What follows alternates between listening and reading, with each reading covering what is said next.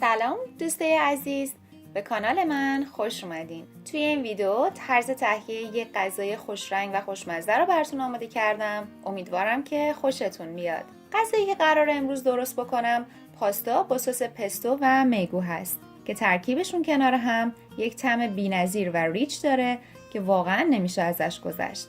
مواد لازم: میگوی درشت پاک شده 300 گرم، سس پستو 1 پیمانه، پاستای صدفی شکل 200 گرم، سیر 2 حبه، پنیر پارمزان 2 قاشق غذاخوری، آب لیموی تازه 1 قاشق غذاخوری و نمک و فلفل به میزان لازم. ابتدا داخل یک قابلمه 4 پیمانه آب گذاشتم جوش اومده، مقداری نمک به اون اضافه کردم و پاستاها رو بهش اضافه میکنم. بسته به نوع پاستا، طبق دستوری که روی بسته نوشته شده پاستا رو میپزم.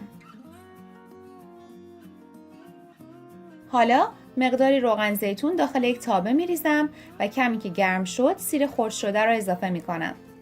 سیر رو به مدت 1 الی 2 دقیقه تفت میدم تا عطرش در بیاد و بعداً میگوها رو اضافه میکنم.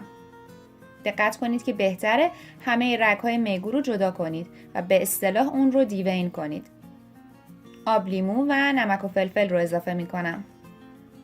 میگو زمان پخت خیلی کم و کوتاهی داره، پس بعد از گذشت 2 الی 3 دقیقه که یک طرفش سرخ شد و رنگ عوض کرد، میگوها رو برمیگردونم و سس پستو رو اضافه میکنم.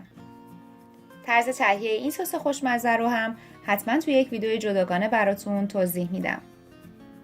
حالا مواد رو خوب هم میزنم. پاستا آبکش شده رو اضافه میکنم، دوباره خوب هم میزنم تا تمام مزه ها با هم ترکیب بشن.